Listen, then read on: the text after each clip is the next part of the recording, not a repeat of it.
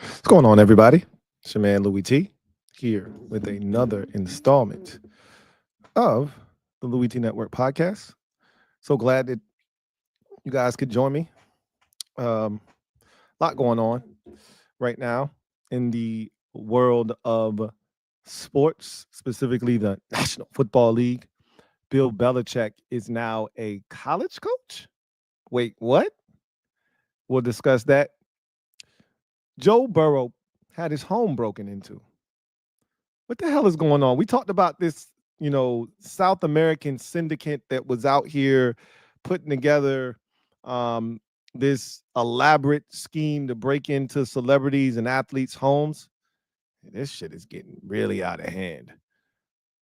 And Travis Hunter, he's going to win the Heisman Trophy, right? All of that and more here on the Louie T Network podcast that starts now.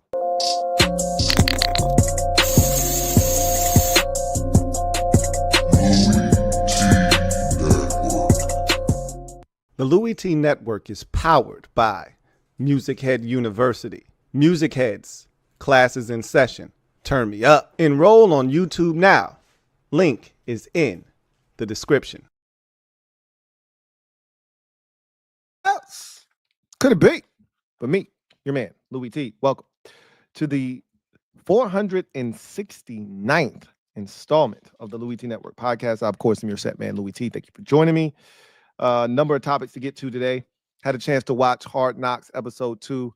It was just as riveting as the first episode. Talk about that here in a second. Bill Belichick is now the head coach of the UNC Tar Heels. Wait, what?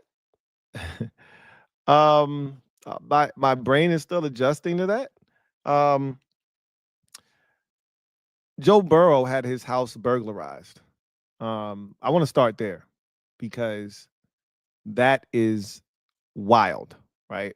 So we talked about this briefly in passing maybe 2 weeks ago, right? There were a rash of break-ins. Travis Kelce had his house broken into. Patrick Mahomes had his house broken into. And several other, NFL players had their homes broken into. I told you it reminded me of Sean Taylor and his untimely death in passing when he was murdered at his own home because he wasn't supposed to be there. It was the NFL season. These young punks thought he wasn't going to be home. So they broke into his house. He was there, and he died defending his family. Look, this is some scary shit. So apparently there was a female at Joe Burrow's residence, which is how the authorities were notified. That's some scary shit, man. Like, that is the ultimate invasion of privacy. Somebody breaking into your home. To make it 10 times worse, if someone is there while it's taking place, is one of the scariest things that you could have happen to you. And something needs to be done, man. Like, this is getting out of hand now. And they obviously know what they're doing because they know that these NFL players, if they're at home, on the road, if they know they're not going to be there, they know this is the time that they can try to break in. And we live in a day and age where it's easy to acquire the information you need to break into somebody's house, a celebrity's home. I don't know if y'all ever watched. I watched the it was this movie, but it's also like a documentary. I prefer the documentary over the movie. And it was like these string of break-in of Hollywood celebrity homes. I forgot what they call it. I watched. I was like really fascinated by this shit. And it was just this dude at the house looking up these celebrities. This was when the internet was like first, starting to really percolate, and people didn't really understand the depths at which you could go on the internet to really, get into some shit. But this kid, kind of figured it out. Like, oh, I know that this person is out at this, event, or they're out of the country, because on social media, people weren't thinking at that time, don't post your, location on social media so people won't know, so people will know where you at or know where you aren't at, which, he was able to figure out, well, she's out of the country. She's in Australia because she posted on her social media that she's, going to Australia. So I'm going to break into, Miley Cyrus's house. I don't remember all of the houses that they broke into, but it was crazy. No, it was like Paris Hilton. I think he broke into Paris Hilton's house or something like that. And then a bunch of other celebrities at that time. And they would have gotten away with it if they weren't sloppy with the handles. But it just goes to show you that if you just do a little bit of legwork, you can figure out where people live. That's almost public information at this point. They try their hardest to keep that stuff separate from their personal, their public persona rather. They try to keep their personal life private, but people get that information and they map out your whole entire compound, like, hey, this is where the security cameras are, this is where this is, and this, that. And it's crazy, man. It's crazy how much information people can get on your house, and all of a sudden somebody's in your house that you don't want there. That's wild. I could never imagine that being a situation, but that's a real thing right now. That is a real thing going on, and that's pretty scary if you ask me. But anyway, I digress. There was something that, Hard Knocks. I do want to talk about Hard Knocks real quick. So had a chance to watch episode 2, and it was exactly what I thought it was going to be. I told y'all that they were going to really focus in on Cleveland and Pittsburgh in particular because those two were playing each other. And they sprinkled in Cincinnati. Obviously, they were playing the Cowboys on Monday night, and the Ravens were off, so it made it easy on them. I thought they were going to do a little bit more with the Broncos and Cleveland game. It was such a great game. They literally did that at the very beginning with they used 2 minutes on that while they were playing the intro music, like they would literally play the intro music, and they went through that game in 2 seconds. So they didn't give that game, the attention I thought it deserved, but they had to do that in order to move on to week 14 so they could get to the 2 games that they wanted to cover there. So I thought it was really well done. I thought that we saw a better side of Zach Taylor in this episode than we did in episode 1, because he felt like the one coach that didn't necessarily belong when in episode 1, when you first started watching, like, uh-oh, this isn't good. But I thought he showed well, right? He galvanized the players, got them to go on the road and get a win in an improbable situation. I don't know if you guys saw this or not, but the NFL is talking about potentially changing the rules about whether you can challenge a face mask or have an expedited review, where how now in the NFL this year they have those expedited reviews where New York gets involved and they can tell if a player is illegally downfield on a play, right, or not.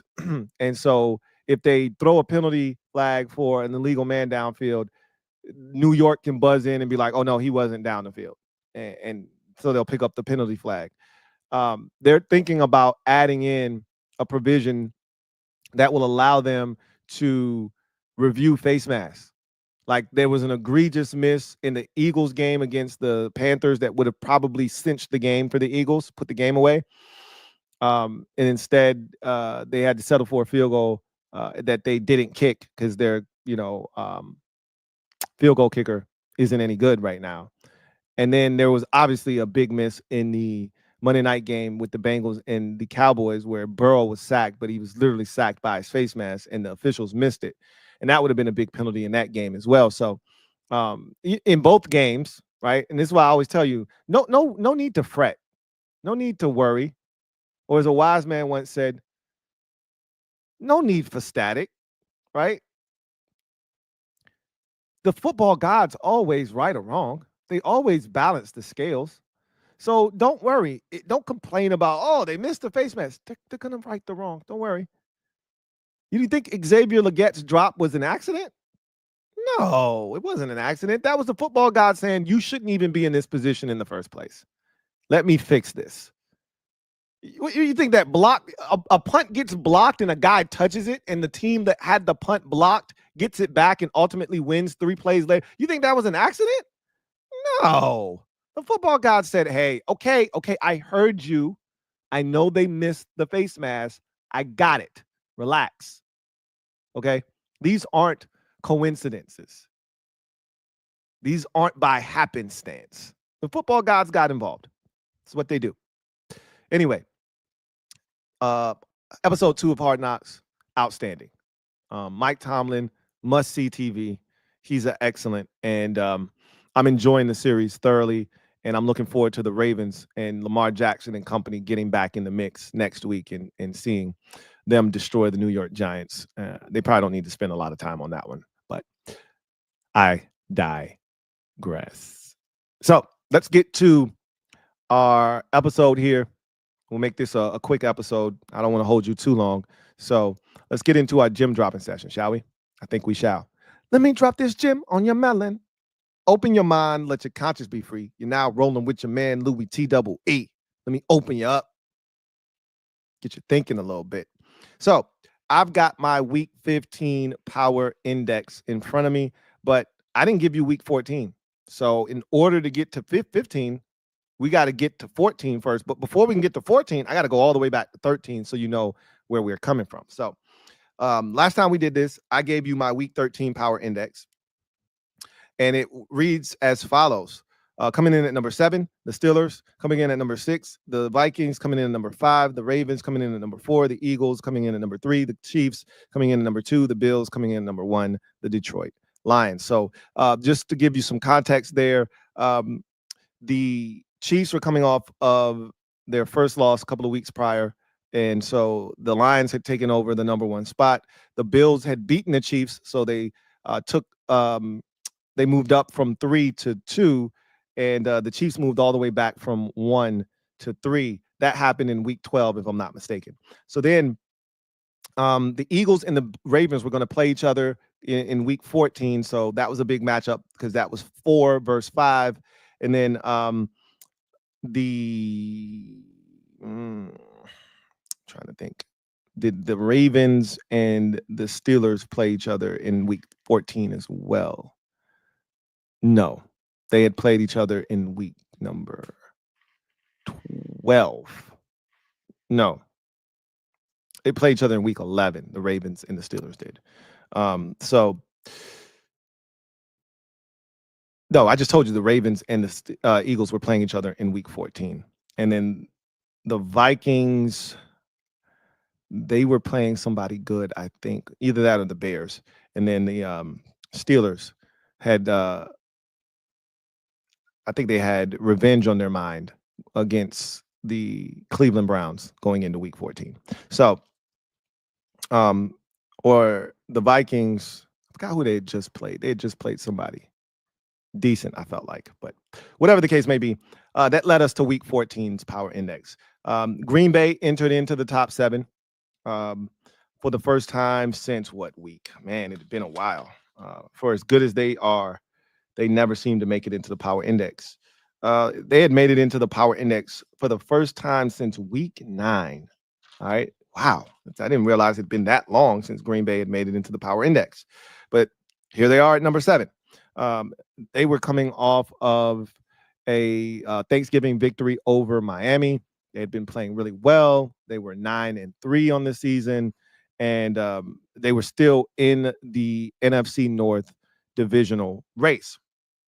Steelers checked in at number 6 after a disappointing defeat at the hands of the Browns on a Thursday night. They bounced back with a win over Cincinnati, and they were now looking for revenge against those same Browns in week number 14. Number 5, the Minnesota Vikings. They had been playing really good football. Darnold continued to play at a high level. We were feeling good about what they were doing, and they were saying, hey, don't forget about us, right? They had a come-from-behind victory over the Arizona Cardinals at home. Number 4, the Kansas City Chiefs. They escaped on Thanksgiving Day or Black Friday, excuse me, versus the Vegas Raiders. They kind of felt like they were kind of, reeling a bit. And so they moved back from number 3 to number 4 with that poor performance versus the Vegas Raiders. They should have lost that game. And so they fell back from number 3 to number 4. Up goes the Philadelphia Eagles from 4 to 3 after their win on the road at Baltimore. That's a big win for the Eagles, getting it done. That made it 8 straight victories for the Eagles as they improved to 10-2 on the season. Bills went to number 2. They've been at number 2 since defeating the Kansas City Chiefs, and the Detroit Lions are at 1 in Week 14 after they continued to win. They took care of the Detroit Lions on Thanksgiving, and they were looking to do more damage in the division this time against the Green Bay Packers. So Week 15, we are current heading into Week 15. This is what the fresh off the press power index for the Louie T Network podcast looks like. So checking in at number 7 remains the Green Bay Packers. Despite losing on Thursday Night Football to the Detroit Lions, it was an admirable defeat. They are a damn good football team, and they've got a tough task on their hands in week number 15 on the road, Sunday Night Football at Seattle. But this is a damn good Green Bay Packers football team. And Jordan Love is playing good football right now. He's not turning it over. And they can run the football with Josh Jacobs. And that defense isn't great, but it's no pushover. So that's a good Packers team, and they remain, despite losing, remain at number 7. Checking in at number 6 are the Pittsburgh Steelers. This is a team that is still reeling, even though they've fully recovered. They went out on the road, beat Cincinnati, came back home, took care, and avenged the loss to Cleveland. It did shake them up a bit, though, in these power index rankings. Had they not had that loss, they'd be up toward the top of this thing. But that loss cooled them off, even though I still think right now, as it stands, they're the best team in the AFC North. I still think the Ravens are better than them. But we can't keep having that conversation and the Ravens keep finding ways to lose games and the Steelers keep finding ways to win games. That's not going to jive for much longer, which is why they're on the power index and the Ravens aren't, right? So the Steelers check in at number 6. They've got another game, I believe. This time they're on the road at Philadelphia this week. That's a big one. We'll see if they can go out on the road and get it done against another NFC East team. I don't think they're going to get it done, but we'll see. Buffalo checks in at number 5. What a head-scratching defeat. Like, they didn't lose to a bad team. The Rams aren't a bad team, but who thought the Rams were capable of doing what they did to the Bills, outscoring them, putting up 44 points, and just really looking like the better team in that game? Blocked a punt. They had no answers for Matthew Stafford on third downs. They were 11 of 14 were the Rams. They were 1 of 1 on fourth downs. He had an answer for every defensive look and call that the Bills had. Josh Allen scored 6 touchdowns. He single-handedly tried to will the Buffalo Bills to a win, and the defense said, no, not today. Sorry, not happening. So they dropped from number 2 all the way down to number 5, do the Bills. They're still a damn good football team, but that's a big loss. That almost puts them out of contention for the number 1 seed. They worked so hard to position themselves to potentially steal that away from Kansas City.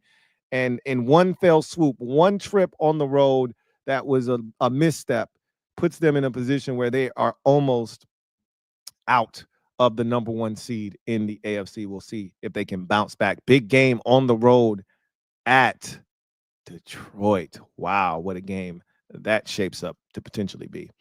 Number 4, Philadelphia Eagles moved back a spot after a nail biter with a 3-8 Carolina team at home.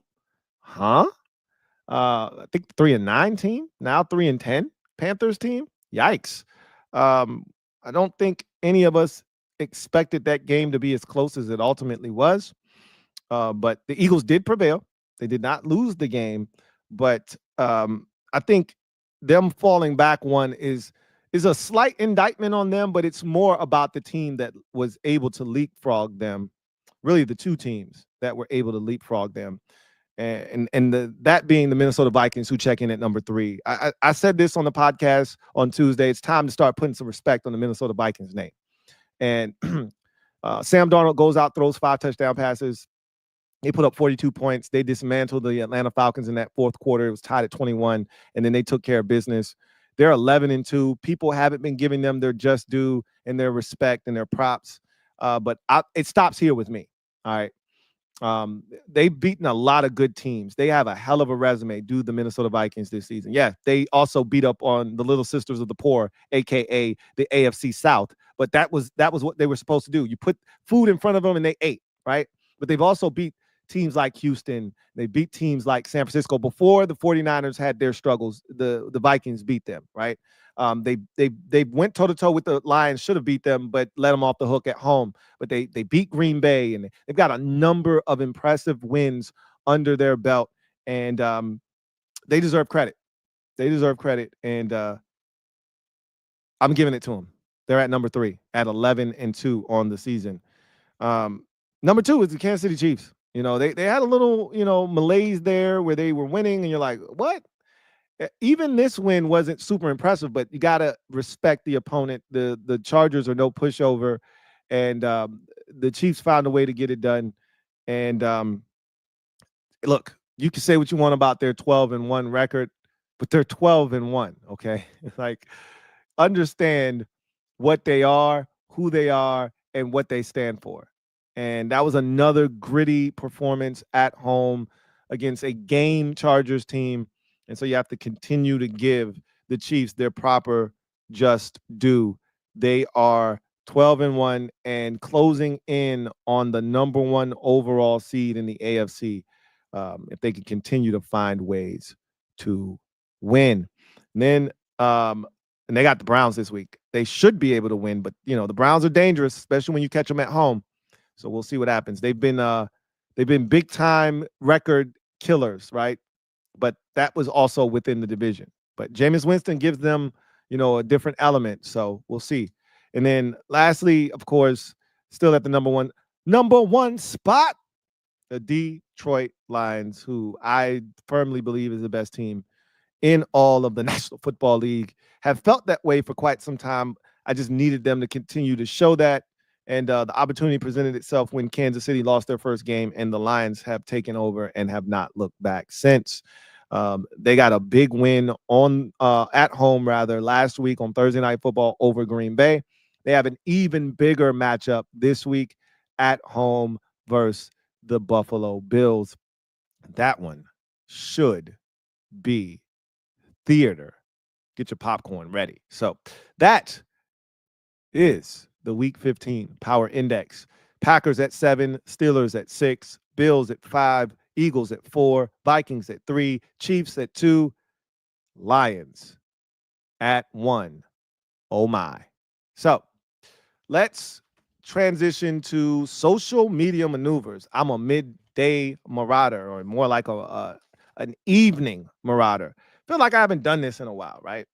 And it's probably true. I probably haven't done this in a while because I haven't done this in a while. So it feels good. Feels good. So you guys know how this works. I'll make this quick. If you're out there, you want your comment read on the air, use the hashtag LouieTLive to have your comment read on the air. If it is pertinent and time permits, we will get to your comment. All right. If you want to ensure that your comment is read, super chats are the way to do that. We will not be here very long. I'm not going to keep you here long. This is not a normal time slot for me. So I am going to get in and get out. So if you want your comment read, use the hashtag LouieTLive. We'll get to a couple of those. If not, I'll go straight through and we'll go to garbage time and we will get out of here. So with that said, I want to start off social media maneuvers by talking about Travis Hunter.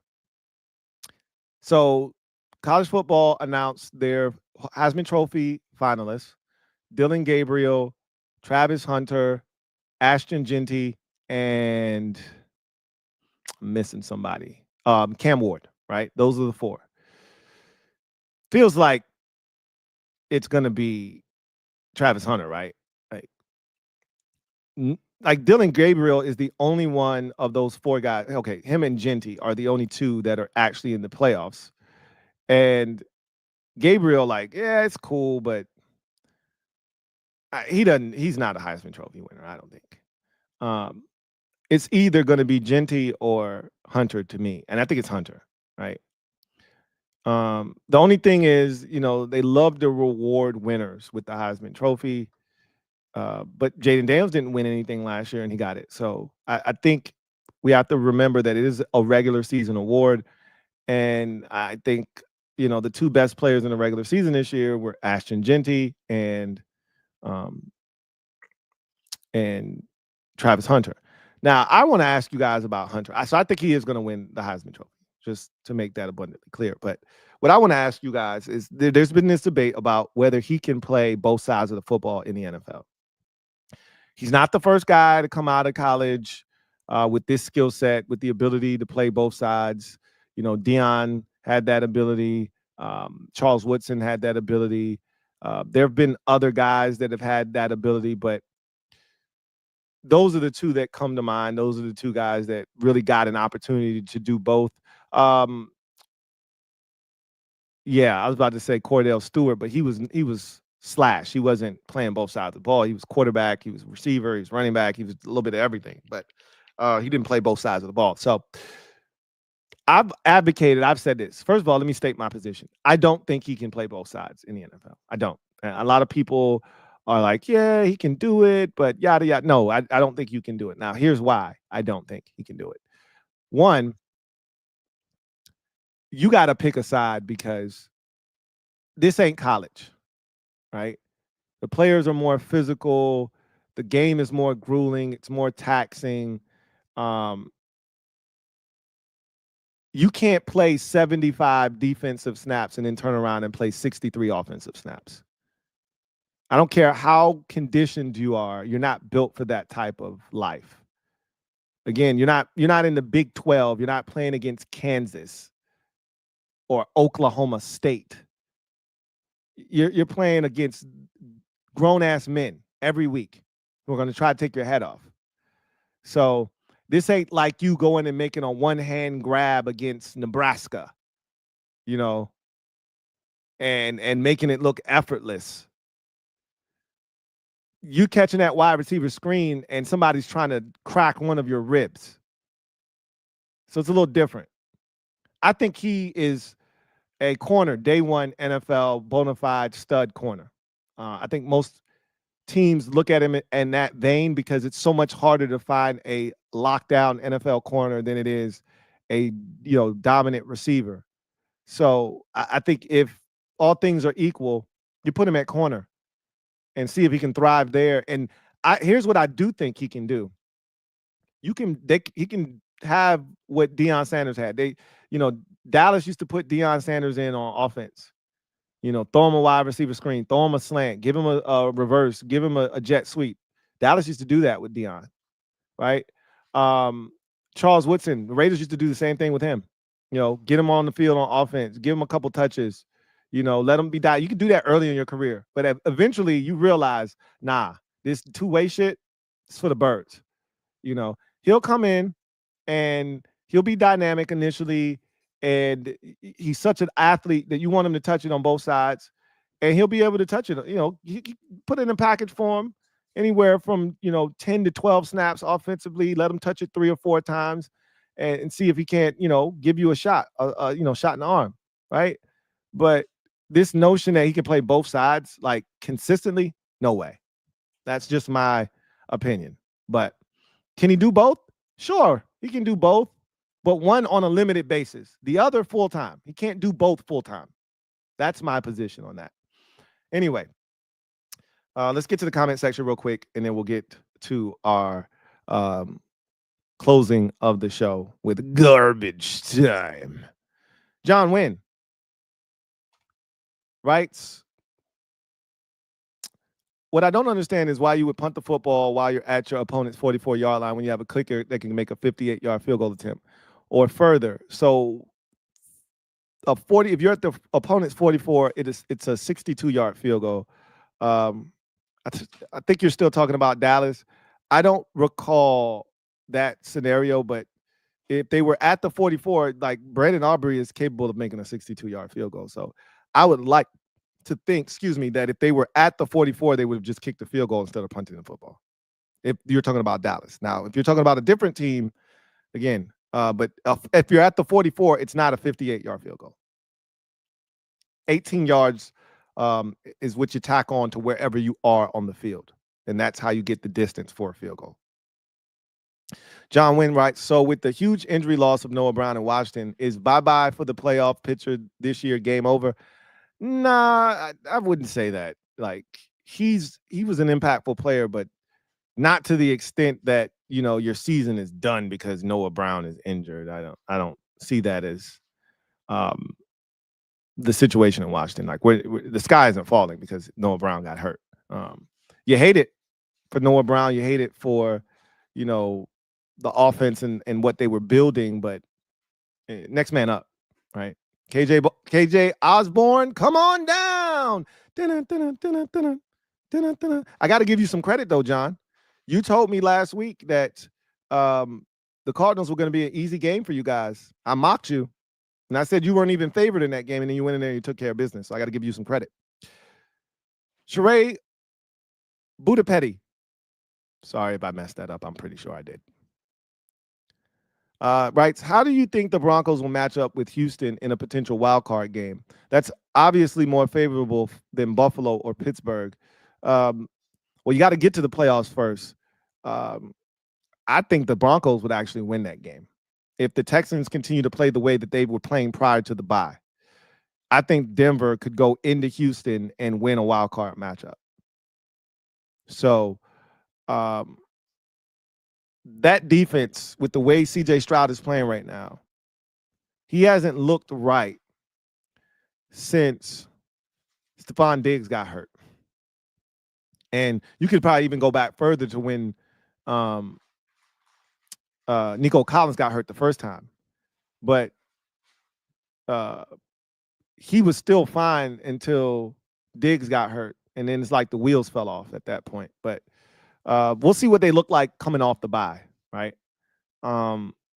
Yes, the Broncos would definitely fare better in a game versus Houston than against Buffalo or Pittsburgh. I think what you're going to see is everybody trying to desperately, feverishly to get to that 5 seed because nobody really wants to play. Like, not that you don't want to play the others in the AFC.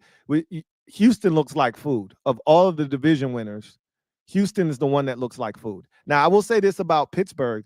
You played them earlier this season. Now, granted, that was with or the Broncos played them earlier this season. Granted, that was with Justin Fields at quarterback, and Bo Nix was turning the ball over then, and you lost that game 12-7.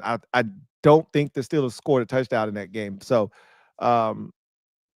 I don't think you're afraid of Pittsburgh, but this is a different Pittsburgh Steelers team.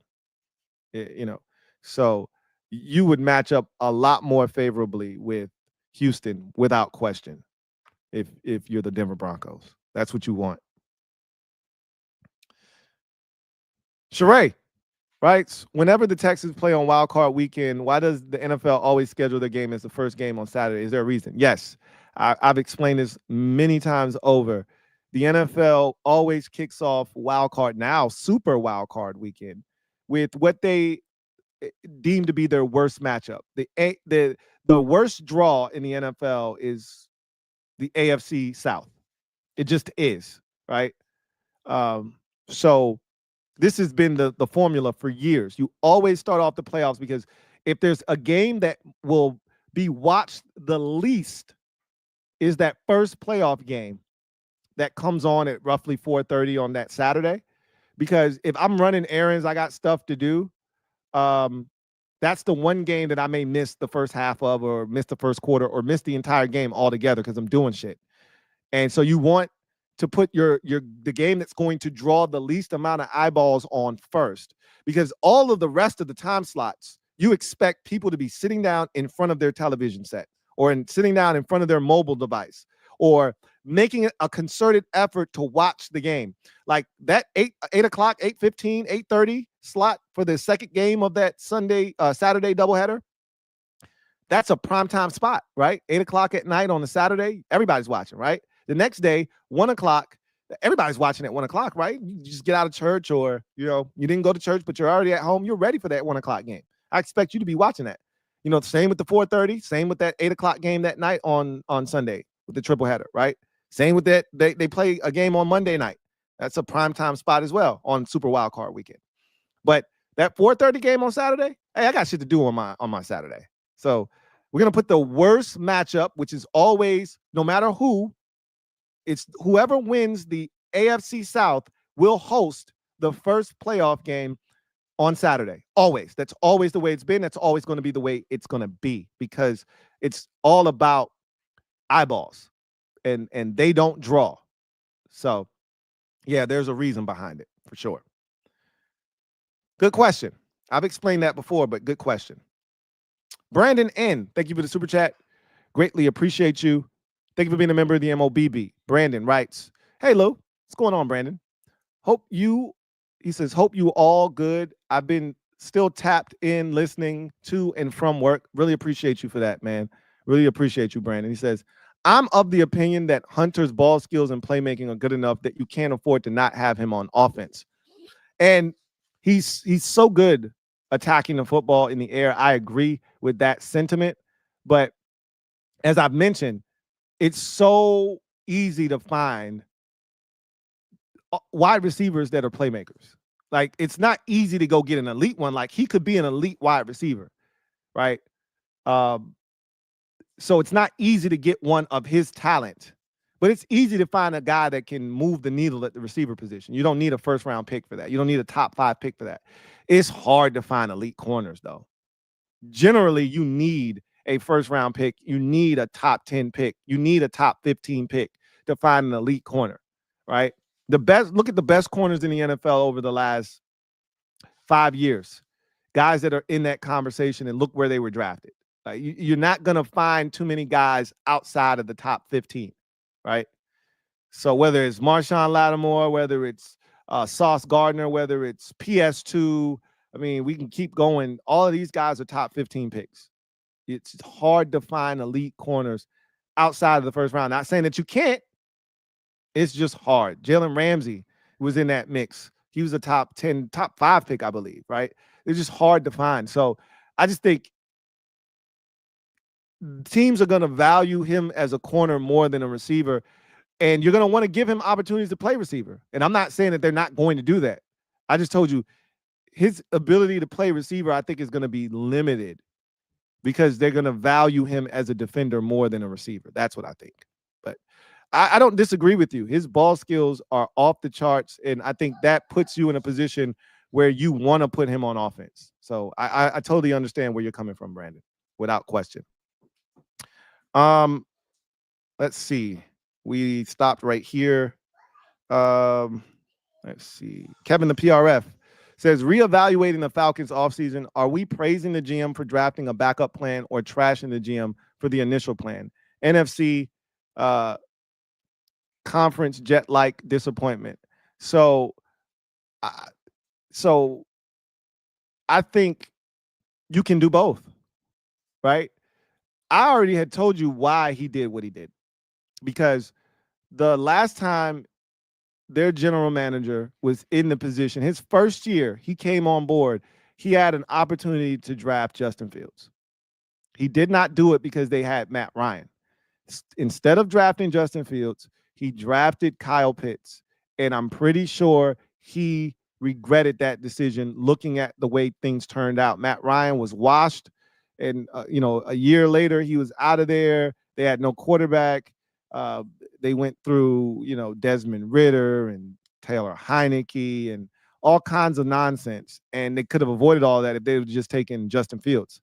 The thought process is, and I said it in that moment when they had a chance to take Fields back in 2023, which was, or not 2023, Fields was 2021. I said it in that moment. You can't assume that you're going to draft that high again. The plan is to never draft at number 4 ever again, as long as you're the general manager. If you're doing your job correctly, you should never be that high again, right? Because you came in and you got the job because the last guy wasn't doing a good enough job, and that's how you got the job. And so your job is to make sure you're never drafting that high again. So take the quarterback. You can find a tight end. Take the quarterback. And he didn't take the quarterback.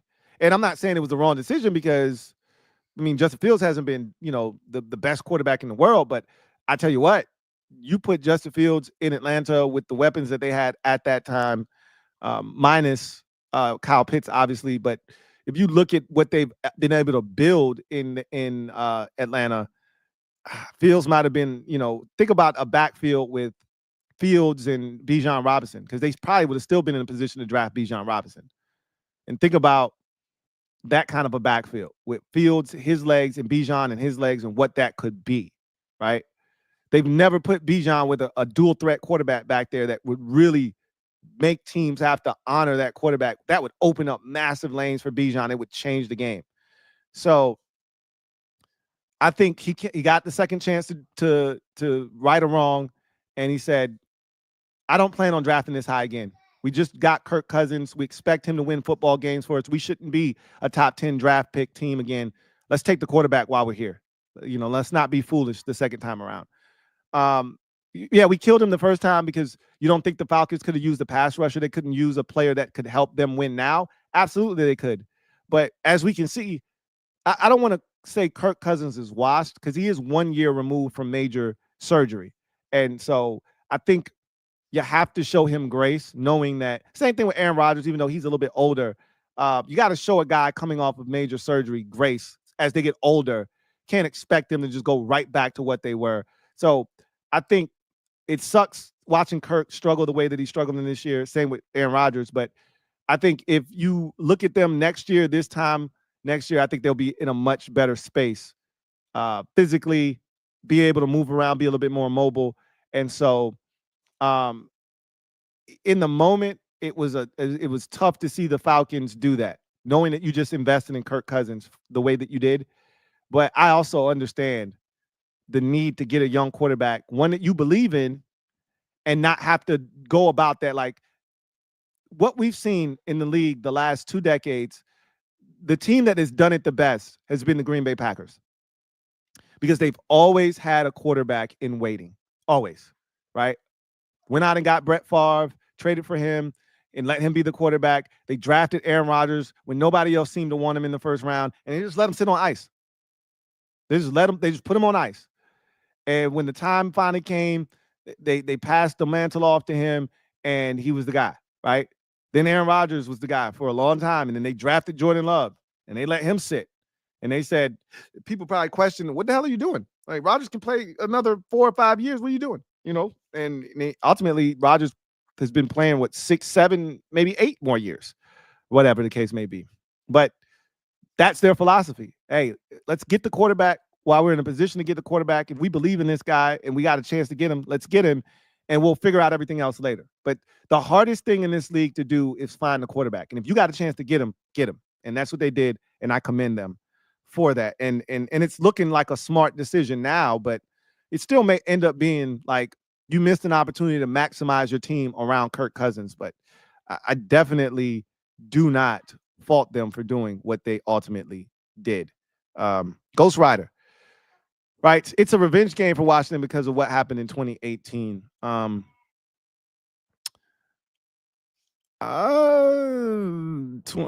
was that? Drew Brees porn night? Yeah, it was, because we had Alex Smith that year. Yeah, that was Drew Brees porn night. I'm still salty over 2017. You talking about 18? I'm still salty over 2017. So, yeah, there's that as well. Nectar, right, was listening to the Junkies as a Saints fan called in. I think it was EB asked him how he thinks Marshawn would do. He said, we won't like him because he's injury prone. Maybe. I mean, if that's the biggest thing that we have to worry about, I'll take my chances. All right. He's not wrong. He's definitely had a sketchy injury history. I will say that. So that's not a made up thing from that Saints fan. But if you're asking that same fan, okay, when he plays, let's move that aside. When he plays, I guarantee you would have gotten a different answer. But if you're basing us not liking him off of his availability, sure. You already had fans turning on him because he hadn't played a game since we traded for him. So, I mean, that's not out of the realm of possibility. But if you're just talking strictly about what he can provide on the field, trust me, there ain't a Saints fan that wouldn't sign up for Marshawn Lattimore 10 times out of 10. Removing the health aspect, but you can't remove that. But I'm just strictly saying, I understand the health issue. I've been a fan of his from afar, and staying healthy has been something that has been, something that's been tough for him. But when he's healthy, and that's part of the reason why they didn't rush him back. New Orleans kept rushing him back. They rushed him back last time. That's how he re-aggravated the hamstring, right? You got to be careful with that. That's what Ronald Rivera did to Curtis Samuel, right? You got to be careful with that. But if we take care of him and we do the right things, and I think he could be, dynamite here in Washington. So I digress. Anyway, thank you for everyone participating in social media maneuvers. Let's go ahead, finish this show up with garbage time. We got Thursday night football tonight, folks. We got action, and we got big NFC West action, family business to attend to. If these two teams said they ain't did it, then they ain't did it. But if they did, well, that's family business. And this is some big family business because you got two teams fighting for their playoff lives. For the 49ers, it feels over, but it's not because they can still win the division. As far as the wild card is concerned, they're a long shot for that. But they can still get back into the mix in the NFC West. So, but they got to win. They can't afford any more losses, not just overall. They can't afford any more losses within the division. They've already lost 3 division games. They got 2 remaining. They're 1-3 in the division. And if they're going to win the division, they got to finish at least 3-3 in the division. I've always said if you don't finish above 500, you can't win your division. That's in the NFL bylaws. That's in the handbook. You cannot win your division if you don't finish over 500 on the season in your division. But in order to even have a shot, they gotta win out if you're the 49ers. There's no margin for error. So they got to have it tonight. And Shanahan has owned why am I blanking on the Rams head coach? Sean McVay. He's owned him in his career, but that didn't stop him from blowing a 13-point lead earlier this season in the fourth quarter and losing to the Rams when they had them dead to rights. I think it was 23-10 in the fourth quarter, and they ended up losing that game 24-23, if I'm not mistaken. So we've seen them blow leads. 49ers had trouble with that early in the season, blowing leads late in the game, fourth quarter in particular. That's still been a problem. They lost to Seattle about a month ago, blew a fourth quarter lead and lost to the Seahawks in that game. So it'll be interesting to see if San Francisco can get back on track. Last week was pretty impressive, but the Bears suck. This is not that. Obviously, the Rams are coming off their biggest win of the season. The last time we saw the Rams play this well against a good opponent, they followed it up with a stinker against the Dolphins on a Monday night. So I wouldn't be too hasty to crown the Rams, but the December Rams are different than November, October, and September Rams. And Sean McVay, for some reason, is able to get his team to play better football down the stretch. The 44 points they scored last week, crazy. And watching them do that reminds you of just how good Matthew Stafford and that offense can be when they're clicking on all cylinders. Puka Nacua is a handful. Cooper Kupp's a great compliment. When they're running the football with what's my man's name from Notre Dame? Oh, why am I forgetting everybody's name? When he's running the football, when he's having success, they are a load to deal with. And the success that they had last week was predicated on their offense being unstoppable, but their defense wasn't good last week. And I don't see San Francisco's defense, obviously it's family business, going to be a lot different. I don't see their defense giving it up offensively, or giving it up defensively the way that the Bills defense did last week. And I'm not sure if the Rams offensively are going to be able to stop San Francisco enough times. Like, San Francisco's offense is no juggernaut. Like, last week it was actually stunning watching them do what they did to Chicago's defense. Chicago's defense had been solid for most of the year. San Francisco's offense had been, less than stellar. With all the injuries, they had not been the productive version of themselves that we've seen in the past. And yet they looked like the 49ers of old in that game. Kyron Williams is the name of the running back. I tell you what, when he's going, they're hard to stop. But I think the 49ers look at the Rams and they see an opportunity to turn their season around and get back into the mix in that division. And they got to win this game. They got to have it. And I think they're going to get it. Dre Greenlaw coming back tonight is going to give them a boost defensively. I think they feel good about what they were able to do in the game against the Bears offensively. They're going to take that momentum that they've built. Isaac Guerendo is going to go for them in this game. But the running back question, remains with San Francisco because of all the injuries. But if Guerendo can start and finish this game, I think they can do some things against that Rams defense that, isn't great, if you ask me. So I think the 49ers are going to win this game, but I don't think it's going to be, a blowout like they did against Chicago. And I definitely don't see the Rams doing what they did last week against Buffalo. That is just crazy to me. So I got the 49ers winning the game tonight, 26-20 over, but it's not like the 26-20 you think. I think this is a 26-13 game late in the fourth quarter. The Rams go on a garbage time drive, get the touchdown, cut it to 6, but they need an onside kick late to have a chance. They don't recover it, and the 49ers hold on and win 26-20. That's the kind of game I see. But got the 49ers winning to kick off week number 15. Well, that's going to do it for me, your man Louie T, here on the 469th installment of the Louie T Network podcast. I look forward to chopping it up with you guys next time. Big weekend of football. No more bye week. 16-game slate. Should be a lot of fun. And I think this is going to be a good one to kick it off tonight. Rams, 49ers, NFC West family business. Until next time, I'm your man, Louie T, signing off. I'll see you guys next time. Take care. Hopefully, I'll see you for overtime after the game tonight. If not, see you guys next time. Have a good one.